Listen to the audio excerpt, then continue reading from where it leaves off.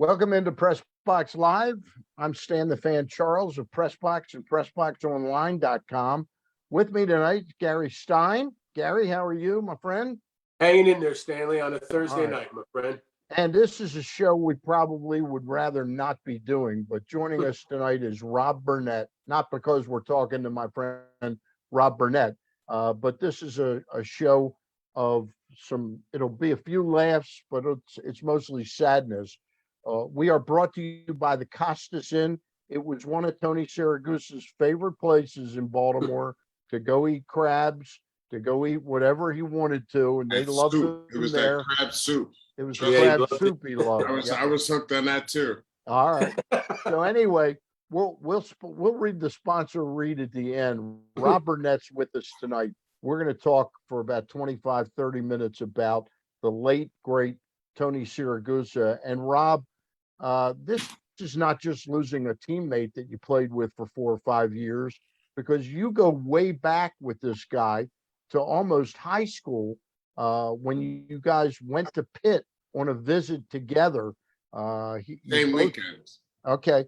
So take it from there. Tell us a little bit about how you met Tony Siragusa, and was he like Tony Siragusa that we knew when he was 30 years old? Was he like that when he was 16, 17 years old? Nah, he was a big kid. We both were Northeastern guys, and you know how we are. Our hosts happened to share the same suite. So we were, together. We had a blast. And you know how Pitt goes, man. Back, especially in '85, it was all good. So we had a great weekend. He ended up going there. I ended up choosing Syracuse, but and we played each other every year because we were independents. Which, by the way, Syracuse won most of them. So I'm not trying to pat my back, but but at the end of the day, it is what it is. But Tony and I always got together pre and post game, and as teenagers, as you said, and we built a relationship together.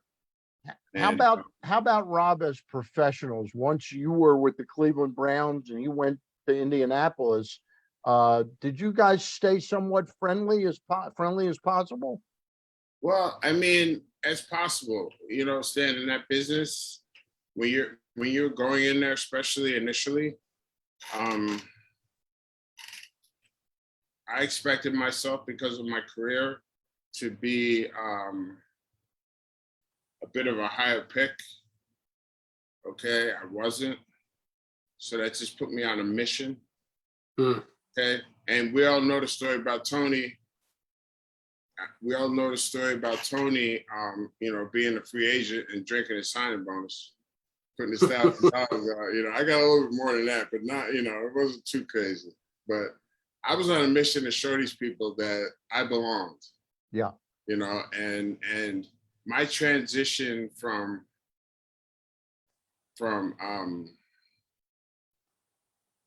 college to pros was easier for me from high school to college. Like when I went to Cleveland, I was ready. Okay. I may not have been as physically strong as I went, but I wasn't a track guy. I wasn't a weightlifter. I'm a football player, and that's what I did. Yeah. And I won the Maurice Bassett Award, which is the top rookie in Cleveland Browns training camp. I was a 5th round pick. I was 129. I'm like Brady, man. I still got that chip on my shoulder. There's only like 2 or 3 guys, that defensive linemen, that would have ahead of me that had better careers. So that's another story for another. You and I were talking earlier today a little bit, and you clued me in that you were one of the people that pushed Marvin Lewis about this guy that you knew, Tony Siragusa, would be perfect for the Ravens defense. Can you go from there and tell us a little bit about that? Well, as you well know, 1996, okay, I had already been, Cleveland Brown, with Bill Belichick, Nick Saban as my defense coordinator, Pro Bowls, top of the roster. My position, I was one of the three that showed up to the mall to introduce those uniforms that are no longer in existence. But me, Vinny, and Michael Jackson showed up. Yep. So I know, even they didn't even take Bill. That's right. Bill thought he was coming. He Right. said that he was coming. But guess what? Mr. Murdoch had different ideas and he had different thoughts. But as you know, in October, in Indianapolis, our first year in Baltimore, I tore my anterior cruciate and my PCL, part of my PCL, in October in Indianapolis. So, they were doing different types of recovery type things. Prior to that, it was like ankle to knee. They would do the surgery. It would be ankle to knee ankle to knee, cast. And they would take it off 6 weeks later. You'd have a pull cue that was stuck in scar tissue. What they did with me is they built a custom brace, and I was doing closed chain exercises, which are like things off the heel, like leg press and different things that I could do that don't require your ACL. And anything that required my ACL was taken care of by that brace. So I had surgery in November, and as you know, I came back the following year. People don't usually come back from that quick. Even though 97 wasn't my best year, but they couldn't bring anybody in there. It was better. I'll tell you right now, I played on one leg better than they could bring somebody in there on 3 legs. So, but as we know, the confidence came back. The fact that, like I said, I'm not anything else but a football player. All that other stuff was just preparation, but the game was what I was about. And I understood it. I studied it. I became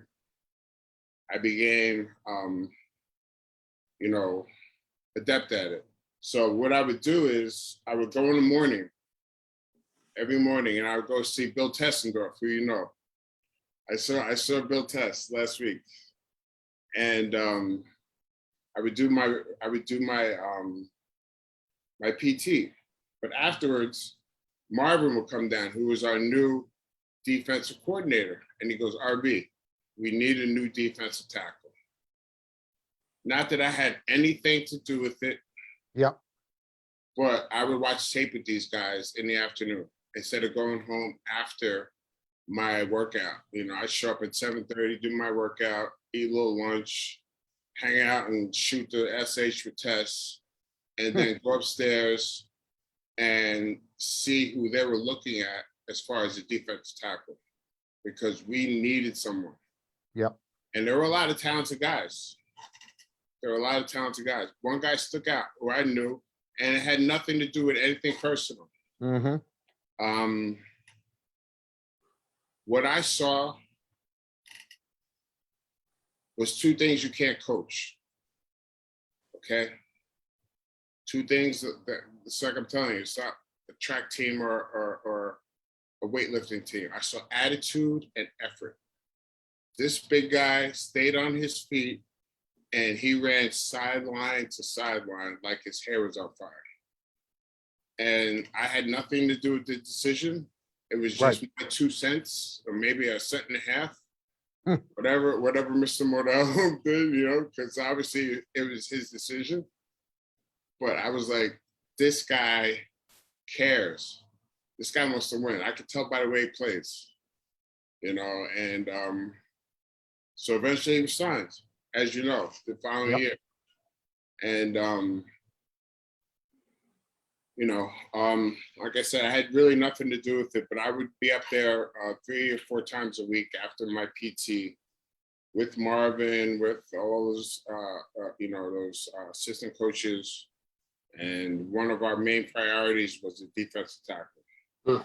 Gary, Gary, Rob. go ahead. No, I kind of hyped it up a little bit more to Tony, like, I got you signed here. I had nothing to do with it. My name wasn't on the bottom of any check.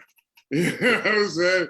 But I did have my cent and a half, as far as my opinion. And I'm sure your cent and a half mattered. Yeah, because you know what? I was looking for something that was something that I wanted, which was desire and a winning attitude.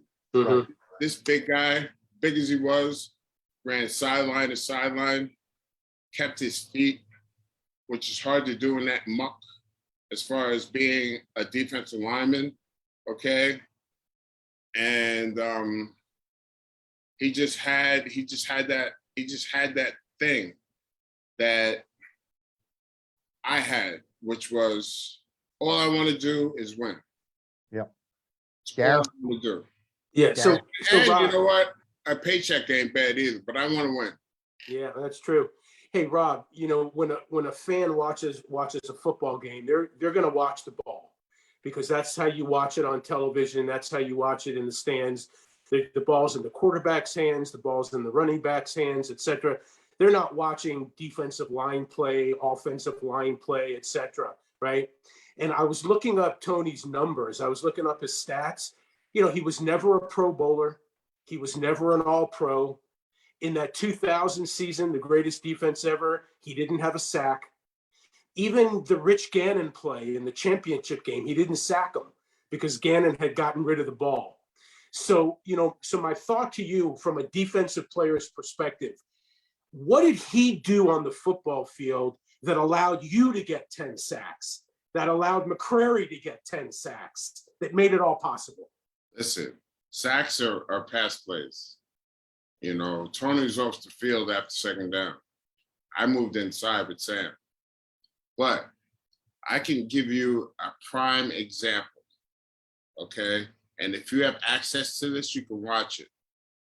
The Denver Broncos with Shanahan and Gibbs, the offensive line coach, had this scheme, which was the zone run scheme, which was they're not blocking anybody, they're blocking a space. So they're starting to run a certain way.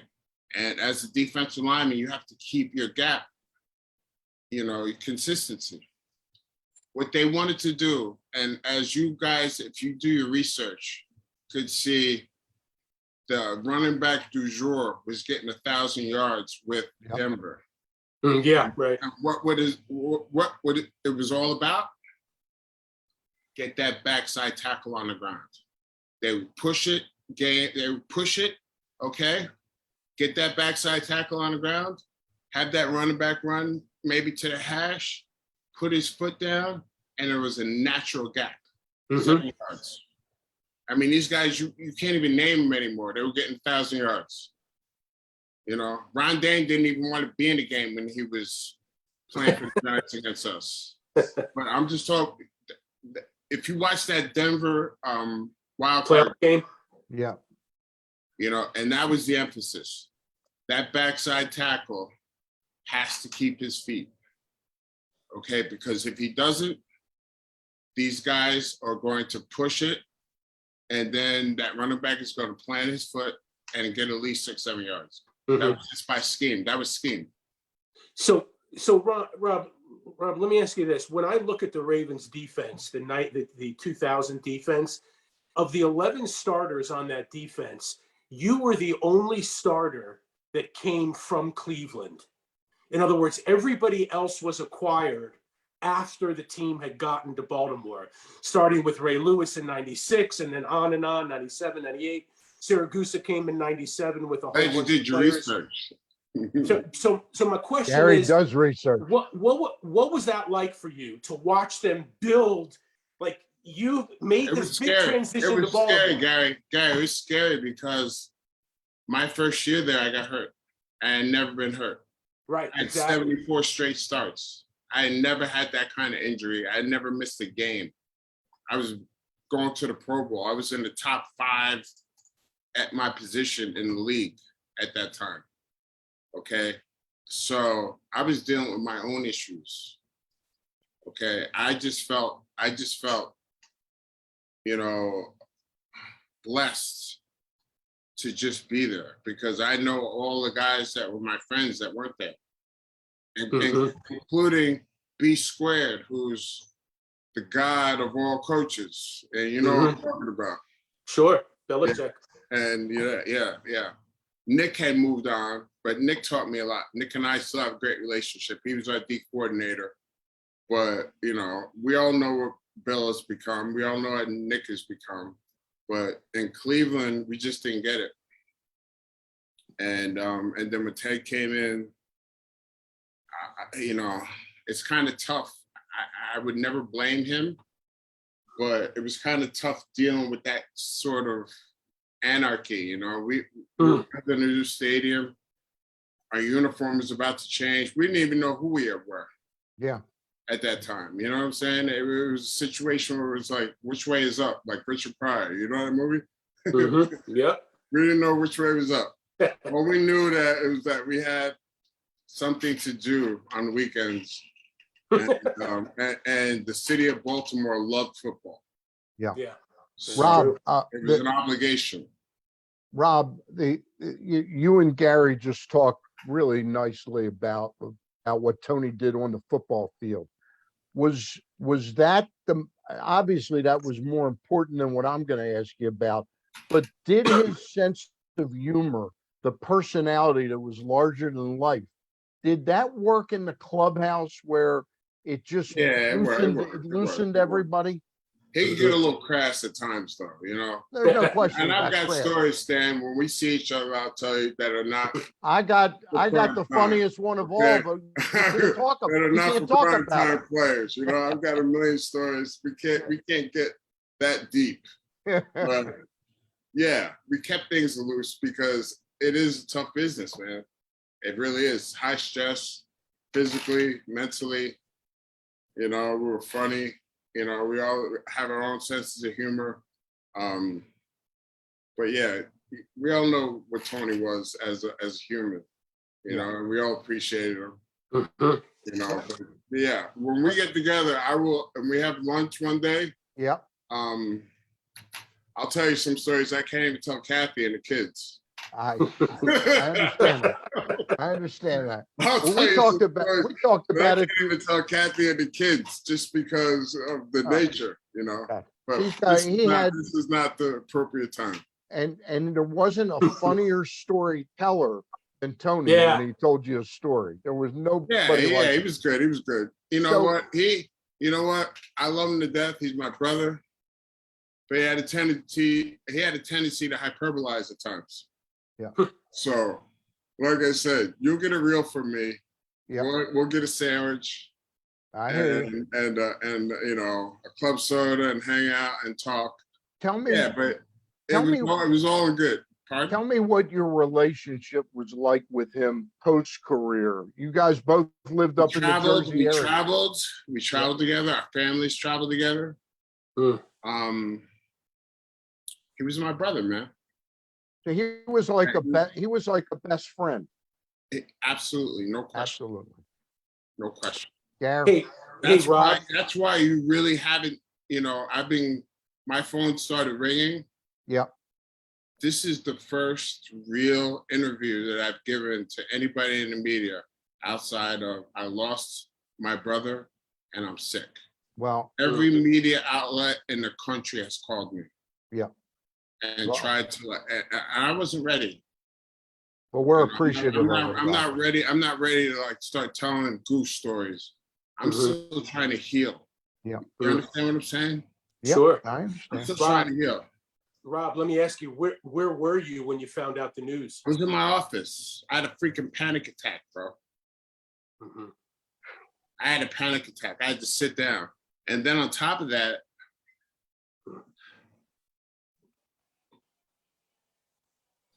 my phone didn't stop ringing for 3 days. Yeah. So it was like a constant scab being peeled. Mm. I couldn't get myself together enough. Couldn't sleep, couldn't eat. I was a mess. I was a hot mess. Okay. And I had to, get myself together. I really did. And, but unfortunately, and most of the calls were condolences, but still, there were still reminders of what happened. And Sure. I talked to him the day before. We were going to do a brisket and some ribs that weekend because Kathy and the kids Tony was still in Jersey with Tony Jr., but Kathy and the girls were in Florida. And him and I were going to get together with a few of our friends and throw brisket on the smoker and have some ribs and hang out and just kind of do it the way we do it. But when I got that call, it was probably about 11:15 on Wednesday. I didn't know whether to SH or go blind. Yeah. I really didn't. How do you think you're doing now with this? I'm doing fantastic, man. I'm so proud of the way this has come because I was actually afraid for myself, personally. As far as just, my relationship and what, how this thing hit me and how much of a surprise it was. God's been good to me in this situation. Yeah. So it's a blessing, I didn't know how, I couldn't rest. I couldn't eat for a couple of days. I went to a doctor because, I have a hip replacement that I had in February. And that was the day after it happened. And I didn't sleep and I didn't eat. And I went in there and the doctor was like, what the hell's wrong with you? I just had my x-ray. And I said, Doc, you got a freaking laundry list? Let me start telling you. And I had everything in the world wrong with me but my hip. My hip is doing great. I don't live in that constant pain anymore, which affected my mood and it affected a lot of things. I lived with that for 20 years. You lived with him for 20 years. I feel like a bouncing baby 55-year-old. Good one. But yeah, you guys are the first and probably the only people I'm going to talk to about this. Rob, before I give you back to Gary, let me just ask you, how is Tony's wife doing and the kids? That's my thing. Okay. You're worried about, we were able to send him back home with the utmost respect. My main concern was that family. Okay. I talked to Kat that day. She was a mess, obviously. But Anthony Jr. held it down. So I was talking to him twice a day, Tony's son, who just graduated from Villanova.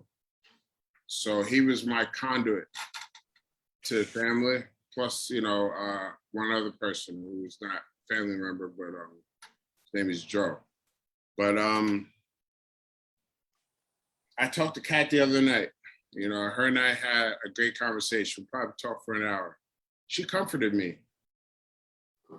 And I told her, I was like, we talked and we even had some laughs because I told her a few stories, the ones that I could tell her, and we even had some laughs. And I told her, I hope that I comforted her too. But that's my main thing is my concern for that family. Yeah. Okay. And if God wants anything more from me, I'm ready.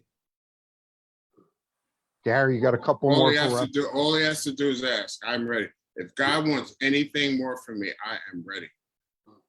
For my let me just, No, my sorry, main go ahead. concern is that family. Mm-hmm. Rob, let me just ask you one more question about you and Tony.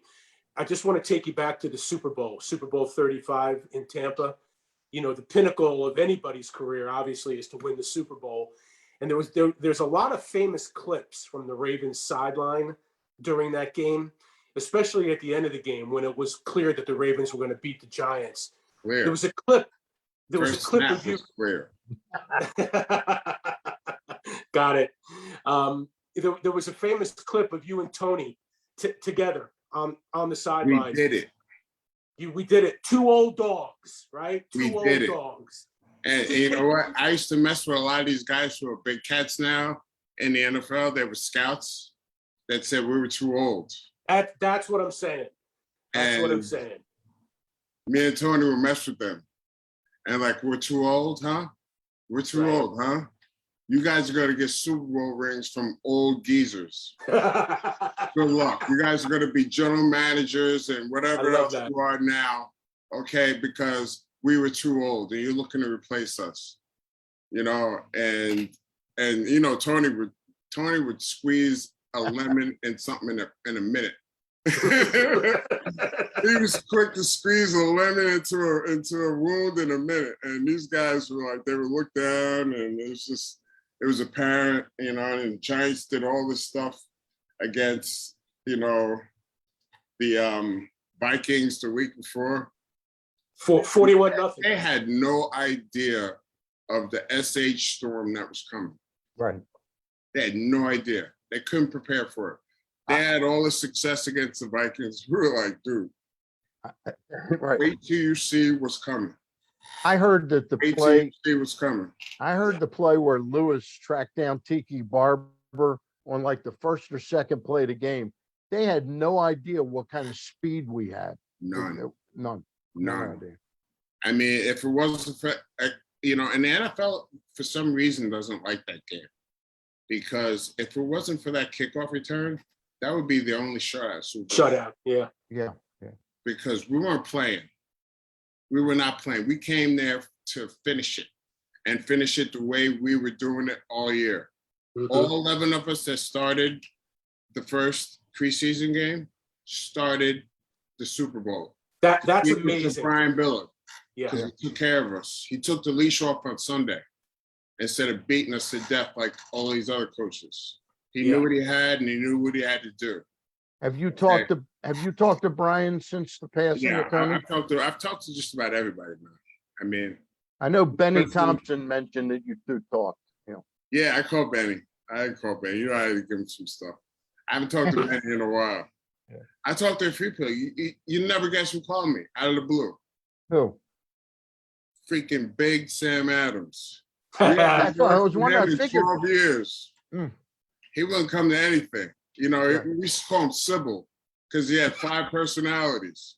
He told me we had the greatest conversation on earth.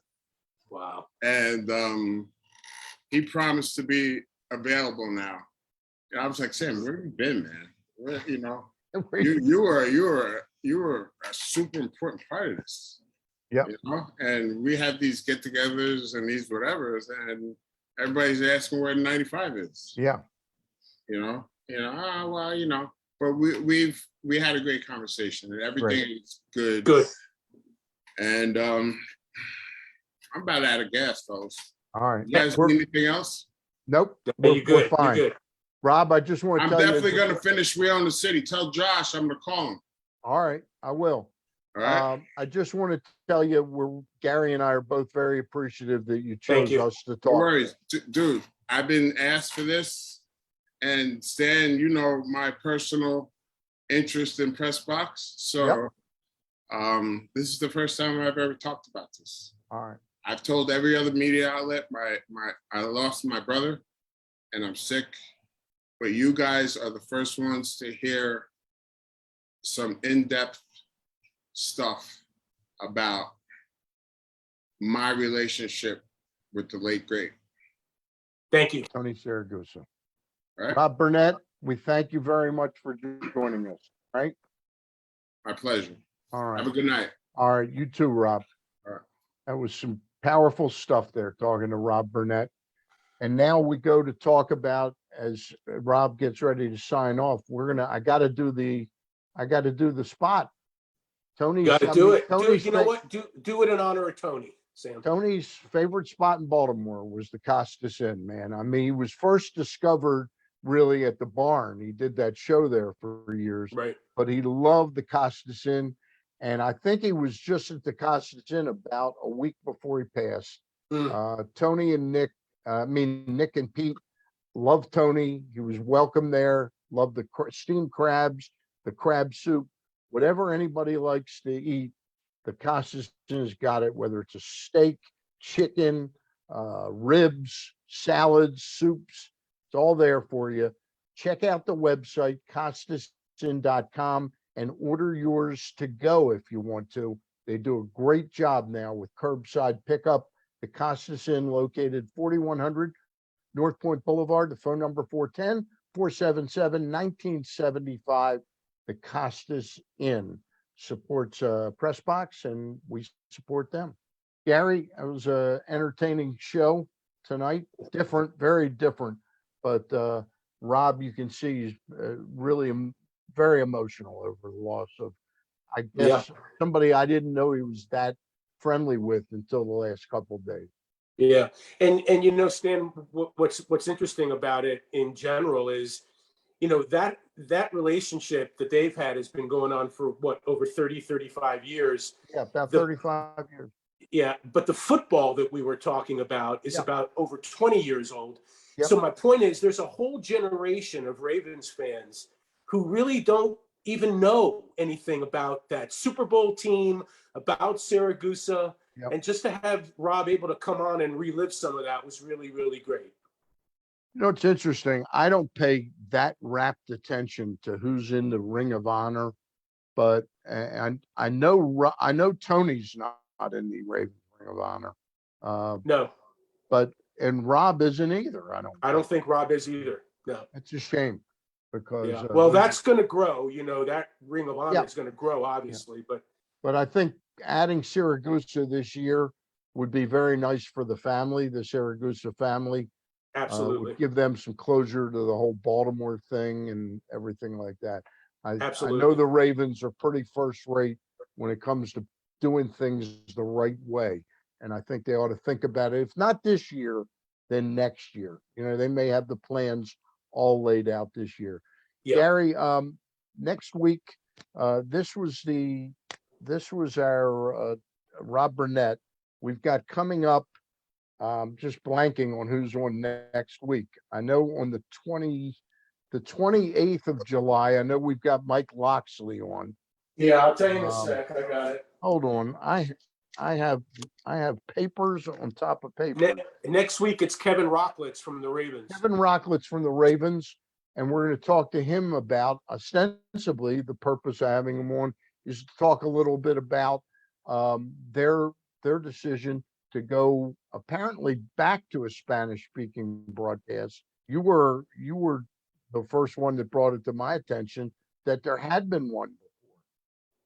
Yeah, I don't know how many years ago it was. I really don't remember, but I do remember them having one. And so, but then they didn't have it for quite a while. And now they're bringing it back. Yeah, and we'll talk to him about why that is, why they think that's important, because the Ravens aren't doing that just out of the goodness of their heart. There's a purpose to it. They don't do anything without a purpose. The following week, we're going to have one, and that'll be next Thursday, correct? Correct. At 7:00. And that date is July 14th. July the 14th at 7:00. And then the following week, we're going to have Ray Schulte on. Ray Schulte Sports Collectibles. Ray is now living in Arizona. He and his wife, Rebecca. Rebecca used to be a vice president, GM at Comcast, Comcast Sports.